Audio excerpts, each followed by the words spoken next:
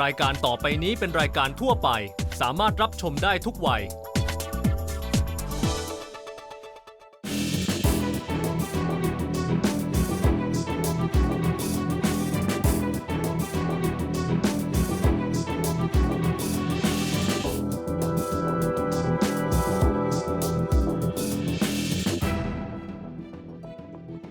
สนับสนุนโดย AIS ใช้ชีวิตได้มากกว่า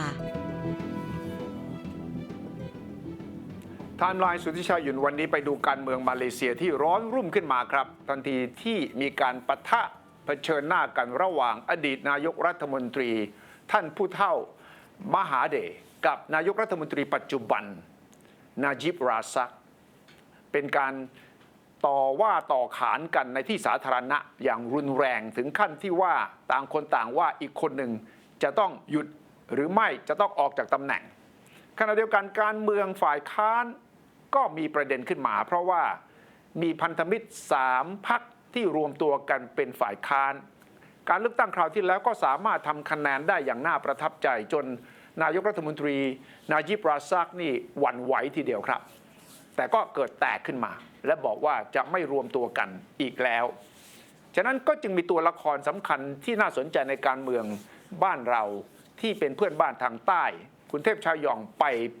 เจอกับหลายคนที่เกี่ยวข้องกับการเมืองมาเลเซียในช่วงเร็วๆนี้ครับคุณเทพชายครับน่าตื่นเต้นมากเพราะว่ามันการเมืองมาเลเซียมันปกติมันจะนิ่งๆ ใช่ไหมครับแต่ว่าช่วงหลายเดือนที่ผ่านมานี่โอ้กระเพื่อมเยอะมากเลยตั้งแต่ระดับรัฐบาลพรรครัฐบาลแล้วก็ลงมาถึงพรรคร่วมฝ่ายค้านตอนนี้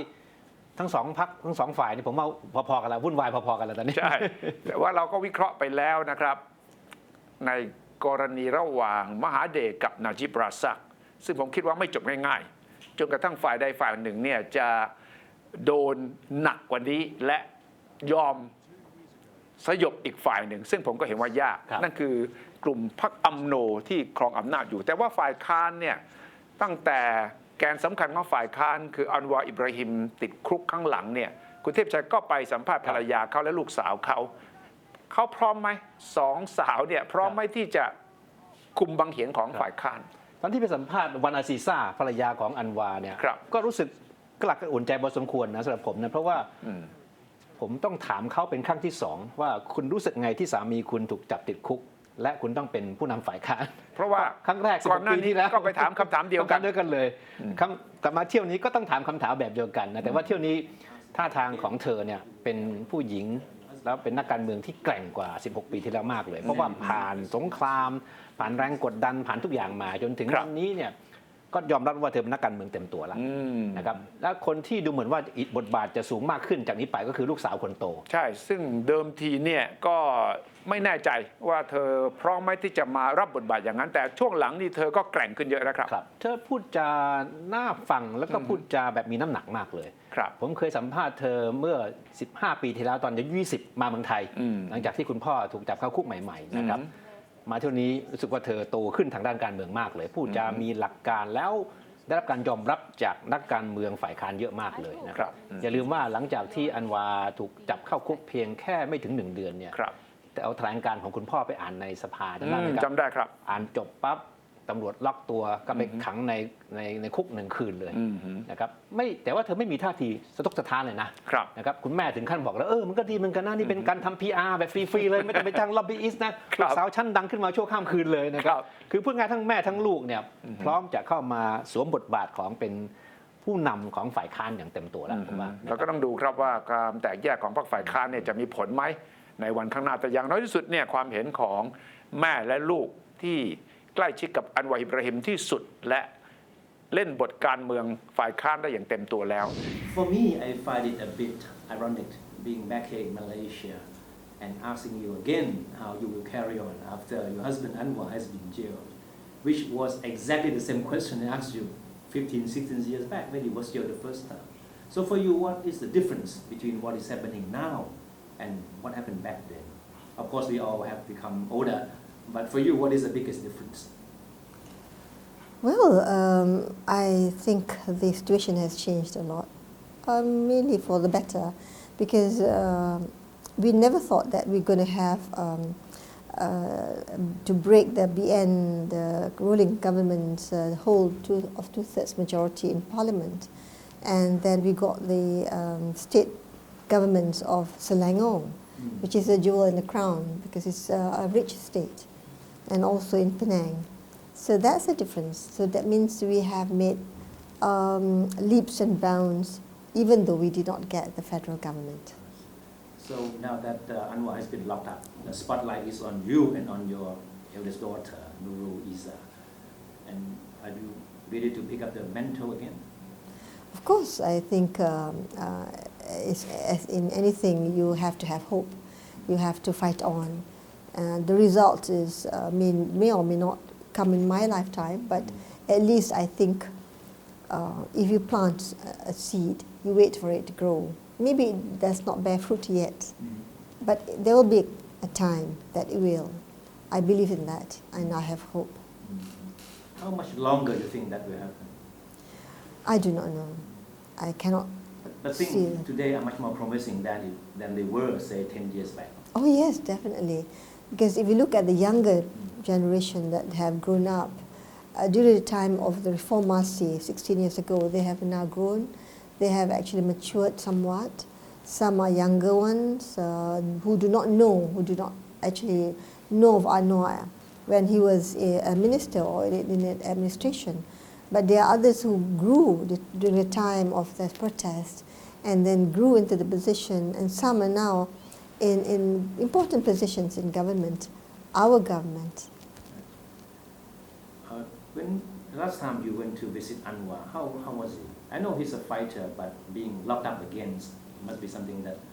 be hard on him too. Anwar has never shown us that he is any difficulty. Of course, it has taken a toll on his health. He looks thinner now, much more. But in high spirit? Oh, very much so. We actually gain strength from him. Even the lawyers, and they say that, oh, we feel, it's been a long time, it's still a long way to go. But when we go and see him, he gives us the spirit. He's the inspiration. So for us too, and he misses the grandkids as well, especially, and being free is different. Well, you are behind bars, but that does not deter him. He says, he's full of instructions too. So does he show any sign of regrets? No, not Anwar, because I think he started. Would do everything again. Yes. If he had the chance to. Yes, I think probably maybe a bit differently, probably, but not much difference in the sense that he will go, he will come back to Malaysia, even though we had offers for him to go everywhere. I mean, especially Indonesia or even Turkey or even in Oxford or the States where he was a professor, but he came back. He told me in an interview last year that when he was in London attending the conference, he was advised by a number of former world leaders, including Al Gore and Mary Robinson, not to come back to Malaysia and face the prospect of being jailed again. And what about you and his family? Did you give him any advice or try to discourage him from coming back? Yes, of course. That goes without saying, because we would rather that he's alive. I mean, he's outside and free and being with us. But he says that he has to prove a point, because he says somebody asked him, "Are you guilty?" No. So why do you want to run away? In that sense, he says that I am not guilty. I will stay put in my own country. I will face whatever hardship for the things I believe in, and I will keep on fighting. I will never surrender. Knowing that the prospect of being put back in jail again was very strong. Yeah, well, he's stronger than us because we also tried to persuade him. But Anwar being Anwar, of course, and I'm quite a typical Asian wife. I am rather obedient. So what was your reaction when you heard the verdict? disappointed, angry, frustrated. But, sometimes in life you have sacrifice. And if this is the price to pay for a better Malaysia, probably Anwar and us and the family, we will pay because our love for our country, our love for the principles that we stand upon, and the hope that we have deep in our hearts. To see the prospect of a royal pardon for Anwar. Yes. It has been rejected once. Yes, but that's political. Why he's also in is also political. So I think, if we can get, we are on the course of getting a lot of signatures to ask for a pardon by the ordinary people, which is in our constitution allowed. And it was rejected, and then we have another 2 years to ask for another pardon. So it is also the king's prerogative to give one, to grant one. So I think if it is in Anwar's stars that he's going to be released, I think it's going to happen. Do you think Najib Razak's position is secure enough? He can survive the rest of his term? He has been under attack by his former mentor. I think Mahathir Mohamad has basically he has had a collection of victims. So Najib Tun Razak perhaps should be fearful of the fact that he has thrown his lot behind this move against our Prime Minister. So you look at the one fronting the attacks. And Mahathir, should bring some cause for concern. Of course, Mahathir parrots our issues, 1MDB, even the Altan Tuya murder, even the issue of corruption and loss of leadership. And these are issues that have been brought by the opposition. But when Mahathir says them, I think Najib's going to face a lot of internal problem. Now, if someone like Mahathir is complaining that there's a lack of freedom of expression in Malaysia, what does it mean? Well, Mahathir complains a lot. So, but I think on one front, it's problematic because it just showcases the lack of tolerance for dissent. But on another front, also see, was Mahathir arrested? Was Mahathir detained? Was Mahathir investigated? He was not. So there are two sets of laws that also exist in this country. Those who are with the ruling elite and those who are against. And I hope that Malaysians can see beyond the effect of Mahathir. Also see the fact that Mahathir was also responsible for many of the degradation in our democratic institutions. Having said that, I feel that it's time for Najib Tun Razak to listen, because we don't want to go past beyond a limit. I mean, even 1MDB incurring 45 billion ringgit Malaysia in terms of debt, that's going to affect us all. Just because Najib resigns, whether gracefully or not gracefully,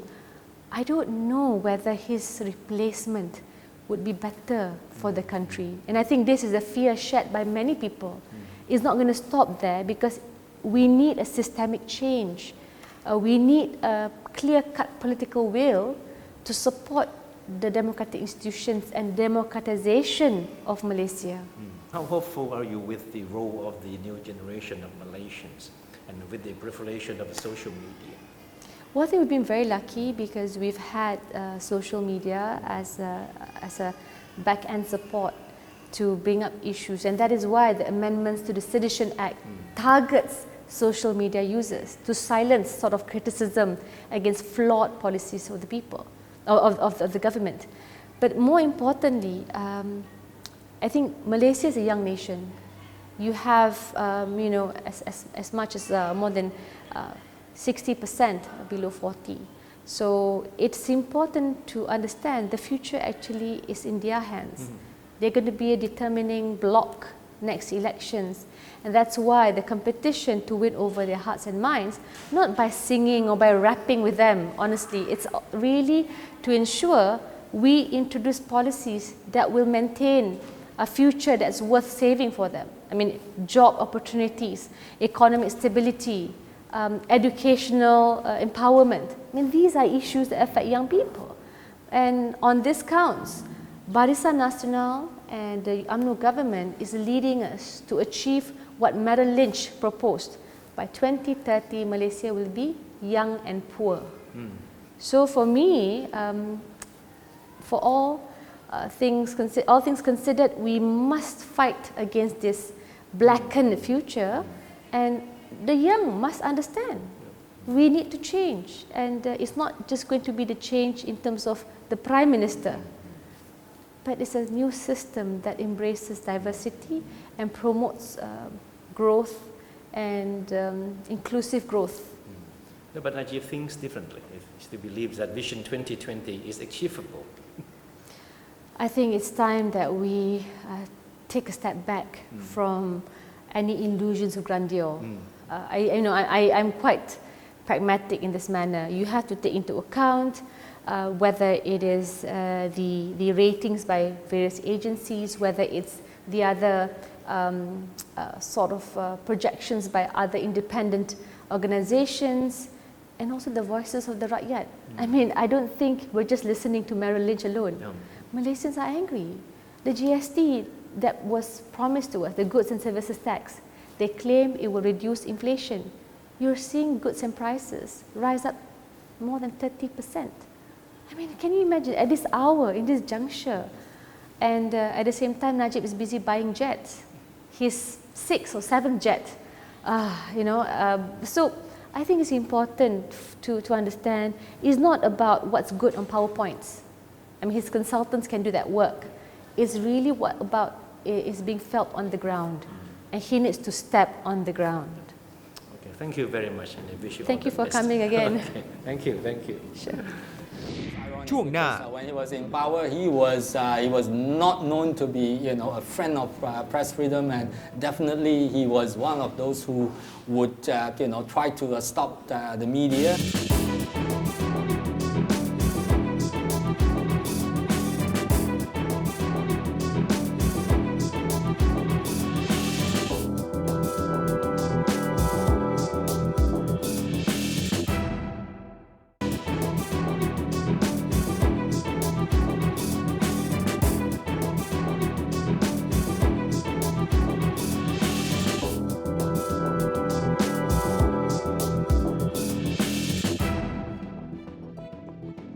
สนับสนุนโดย AIS ใช้ชีวิตได้มากกว่า สื่อมวลชนของมาเลเซียนี่ก็มีรูปแบบที่น่าสนใจว่าช่วงหลังเนี่ยหนังสือพิมพ์แน่นอนไม่กล้าที่จะวิพากษ์วิจารณ์รัฐบาล ถูกการเมืองคุมแบบอยู่หมัดเลย ครับแต่ว่าเสียงฝ่ายค้านเสียงที่กล้าวิพากษ์วิจารณ์เนี่ยมาจากออนไลน์ โดยเฉพาะเว็บไซต์ที่ชื่อ malaysiaguinea.com ครับนี่เป็นเว็บไซต์ออนไลน์ทางด้านข่าวที่โด่งดังที่สุดในมาเลเซียนะครับล้มลุกคลุกคลานมา10 กว่าปีเต็มๆนะครับตอนที่เกิดใหม่ๆเนี่ยมหาเดชเป็นนายกอยู่ไม่ให้ราคาเลย ไม่ได้เลย ว่างๆก็ส่งตำรวจเข้าไปจับนักข่าวมาสอบสวนบ้างวันนี้คืนดีส่งตำรวจเข้าไปยกคอมพิวเตอร์มาทั้งหมดเลยถูกต้องอ้างว่ามีข้อมูลที่มันอันตรายต่อความมั่นคงแต่จริงๆก็คือไม่ให้ทำงานคือไม่มีคอมพิวเตอร์ก็ทำงานไม่ได้นะ ถูกต้องคือผ่านในช่วงที่ยากลำบากที่สุดแต่ว่าที่แปลกก็คือว่ามหาเดชตอนนั้นเนี่ยไม่ยอมให้มาเลเซียกินีเกิดเพราะจะเป็นเสียงที่มาค้านตัวเองแต่ตอนนี้ตัวเองไม่สามารถจะใช้สื่อที่เป็นกระแสหลักเนี่ยที่จะวิจารณ์รัฐบาลได้ใช่ครับก็ต้องวิ่งไปหามาเลเซียกินีหรือมาเลเซียอินไซเดอร์ตอนนี้มีอีกคู่แข่งของมาเลเซียกินีเกิดขึ้นใหม่คือมาเลเซียอินไซเดอร์นะครับซึ่งก็ชื่อเสียงโด่งดังพอๆกันแต่มาเลเซียกินีที่เป็นอันดับหนึ่งนะครับมหาเดชต้องวิ่งไปให้มาเลเซียกินีสัมภาษณ์เมื่อ 2-3 ปีที่แล้วเป็นครั้งแรกเลยนะก็สัมภาษณ์แบบยาวแล้วก็ใช้เวทีนี่แหละโจมตีรัฐบาลของนาจิบ ราซักแบบเต็มที่เลยเพราะว่าสื่อกระแสหลักไม่ยอมให้พื้นที่กับมหาเดชนะไม่ยอมทีวีก็ไม่ได้หนังสือพิมพ์ก็ไม่ยอมลงข่าวเรียกข่าวแถลงข่าวเนี่ยหนังสือพิมพ์ก็ไม่ลงเข้าไปทำข่าวแต่ว่าไม่ลงข่าวใช่ครับ Former Prime Minister Mahathir Mohamad has complained about the lack of press freedom and the lack of freedom of expression in Malaysia. Isn't it quite ironic because he was the one who was most instrumental in cracking down on press freedom when he was in power. Yeah, that's right. I think it's ironic because when he was in power, he was not known to be a friend of press freedom, and definitely he was one of those who would try to stop the media. He had kept the mainstream media tightly under under a short leash, and when we were around during his times. We were harassed by him, and and as I mentioned earlier, we were raided by the police. So it was really, it's really ironic for him to complain that there's not enough press freedom. Definitely for him, he felt that that he's been blacked out by the media that he once controlled. They're not reporting his comments and all that. But why wouldn't the mainstream media give him space? Why? That's because of the fact that the mainstream media is tightly controlled by the government, and whoever is in charge of the government, who is the prime minister, he is the one who called the shots. So even to the point where they can say, look, do not report on my previous success, on my predecessor, and they will do so. So you will have a prime minister, a former prime minister like Mahathir, who will not get press coverage. When he was in Bangkok last year, he was saying that I can speak more freely in Thailand than in KL. Yes, I think so. He has his own blog, and I think that was his saving grace, really. I think, in that sense, he's still able to reach out. And of course, with the online media and all that, which are much more independent, like Malaysia, Kini and all that, we report on what he said. And I think, in that sense, he's able to reach out to a lot of people still, despite the ban by the mainstream media. No, he ignored Malaysia Guinea, of course. He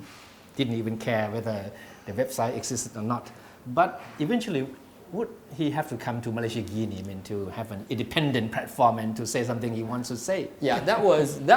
before, before you have, that was before the blogs, before Facebook and all that. That was like 7-8 years ago, about when he just retired, and of course he wasn't happy with Abdullah, his successor, and he criticized him, and of course found out that his criticism are not being reported by the mainstream media. He found out that there was actually a ban on him, and so he came to Malaysia because there's no other outlet out there is willing to report on what he said. He gave us 3 in-depth interviews. He did? And we, did ask him a lot of tough questions, and he answered them all. He's the type of person who would not flinch from questions. But of course, as usual, he will answer questions the Mahathir way. No, Malaysia Guinea is now in its 15th year of operation. Despite all this political pressure, persecution, you still keep up your responsibility as being an independent voice. What keeps you going? What makes you think that you need to carry on with your responsibility despite all these threats and all this pressure? I think I have seen change happening over the past 15 years, and I think that what keeps us going, really. I think we know that we're making impact, though of course not dramatic impact, but I could see that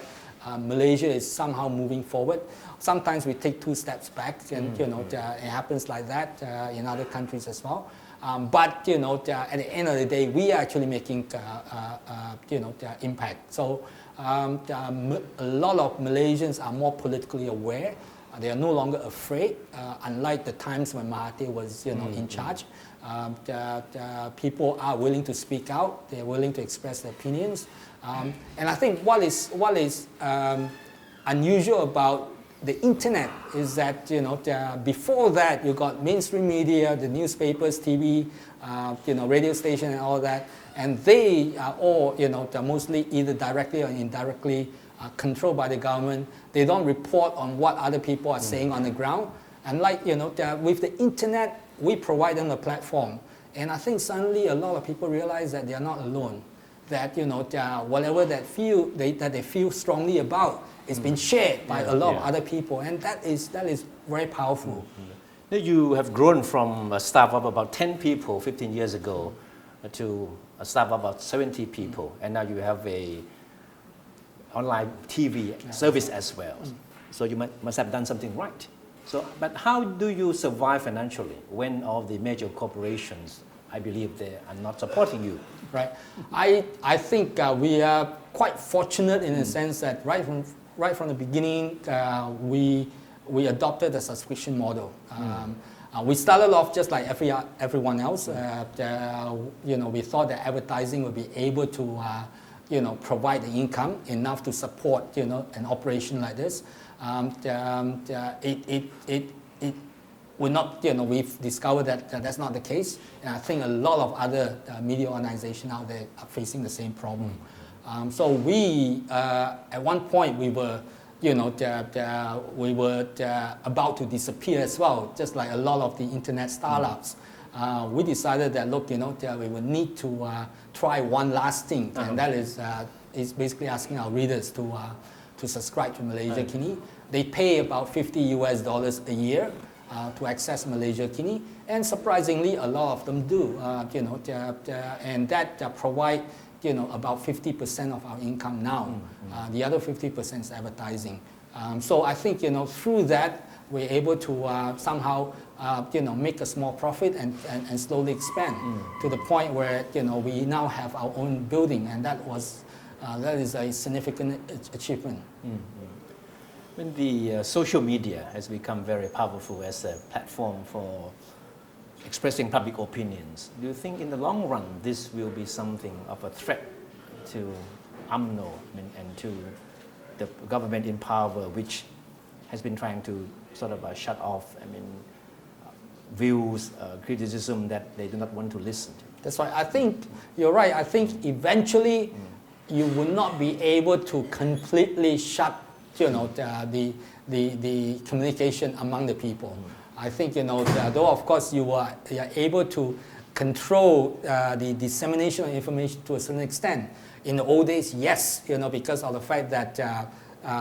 there is no independent media and all that. Today is different. But I think what is really important is that in the next 3 to 5 years, you see the rural areas being able to access the internet through mobile phones, and that is something that is different, because before that we were all wondering exactly how you're going to be able to penetrate the rural areas, because they do not have the infrastructure. You don't have the landline, you don't have the the broadband and all that to go into rural areas. But not anymore, because increasingly they don't need the landline. They just use mobile phones. They use smartphones, and through that, I think you will see perhaps a change of political scenario, in a sense where the rural population can become more aware of burning issues that's affecting us. Does that mean the social media will play a much bigger role in the next general election then? I think so. I think the social media will definitely make a much more impact as compared to the last election, and it will continue to do so. I think really when in 2008, when in that election, when Abdullah Ahmad Badawi suffered a great setback, that was the very first time that the Barisan National Government, who has been in power, which has been in power for the past, half a century, that they lost two-thirds, control, two-thirds majority in Parliament.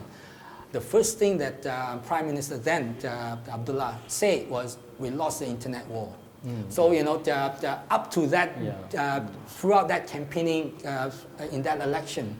the Barisan National just ignored the internet. They thought that because of the fact that they have total control over the mainstream media, it was okay. It wasn't, because the urban areas, all the urban voters, they all got information from the internet. and they lost mostly the urban voters. So with this, how do you see the future of Malaysia, say 10 years from now? I have great hope for Malaysia. Otherwise, I won't be around. I believe that eventually things will change. I believe that if people have information, and at the end of the day, when they go to the ballot box, they can make an informed choice. And I think as media, we will try our best and will play our role to hold the people that they vote for accountable. For the action. So I think we will play our role, but actually at the end of the day, the voters, the Malaysians themselves will decide. But what is important is that they must be able to get access to information. And I think through the internet, they're able to do that much better. แล้วสตีเฟนการซึ่งเป็นบก.ใหญ่ของมาเลเซียกินีเนี่ยก็เป็นที่รู้จักกันดีของคนในเนชั่นนะครับเพราะว่าเคยทำงานที่นี่และผมยังจำได้เลยตอนที่เขาบอกผมว่าเขาจะกลับมาเลเซียแล้วจะไปเปิดออนไลน์เนี่ยผมยังบอกว่ามันจะไหวเหรอมันจะรอดเหรอเพราะว่าที่นั่นน่ะไม่มีทางที่จะให้การทำหน้าที่ของสื่อที่เป็นมืออาชีพจริงๆเนี่ยเกิดขึ้นได้ครับแต่ก็เกิดขึ้นได้เพราะว่าคนมาเลเซียเขาอึดอัดไงใช่เพราะว่าเขารู้ว่ามันมีความจริงหลายอย่างในสังคมมาเลเซียที่สื่อกระแสหลักไม่ยอมรายงานเขาก็หันไปหามาเลเซียกินีแล้วมาเลเซียกินีก็กล้าหาญมากนะก็คือเปิดโปงมีข้อมูลมีข่าวที่สื่อกระแสหลักนี่ไม่กล้าแตะเลยนะครับจนถึงทุกวันนี้มาเลเซียกินีก็มีเงินมีทองถึงขั้นย้ายไปอยู่ตึกใหม่แล้วนะก็เปิดบริการทีวีออนไลน์ด้วยตอนนี้ไม่ใช่แค่เป็นข่าวปกติทั่วไปเหมือนเป็นหนังสือพิมพ์นะอันนี้มีทีวีออนไลน์ด้วยก็แสดงว่าก็ประสบความสำเร็จพอสมควรเลือกตั้งครั้งที่แล้วเมื่อ2 ปีกว่าเนี่ยบทบาทสำคัญมากในการปลุกกระแสให้คนรุ่นใหม่มาเลเซียนี่ก็เป็นสังคมที่คนรุ่นใหม่เนี่ยใช้สื่อออนไลน์เยอะมากมาเลเซียกีนี่ก็เป็นหนึ่งในสื่อออนไลน์ที่มีบทบาทในการทำให้คนรุ่นใหม่สนใจการเมืองคุณเทพจะคิดว่าอย่างเนี้ยเกิดในสิงคโปร์ได้ไหมสิงคโปร์เนี่ยผมคิดว่าอาจจะยากหน่อยเพราะว่าเขาเข้มงวดจริงๆเลยนะครับแล้วก็เขารู้ว่าถ้าปล่อยออกไปเนี่ยก็มีบทเรียนจากมาเลเซียเพื่อนบ้านแล้วนี่ใช่ไหมครับเขาก็พยายามที่จะเข้าไปสอดส่องเข้าไปตรวจสอบแล้วก็ไปกดดันอย่างมากครับและนี่คือไทม์ไลน์สุทธิชัยหยุ่นสัปดาห์นี้ครับการเมืองมาเลเซียนี่ยังต้องจับตาดูเพราะว่ามีสีสันความเปลี่ยนแปลงและก็มีสิ่งที่เราคาดไม่ถึงอาจจะเกิดขึ้นได้ในเร็วๆนี้ก็ได้ครับและนี่คือไทม์ไลน์สุทธิชัยหยุ่นสัปดาห์นี้คุณเทพชัยกับผมลาไปก่อนสวัสดีครับ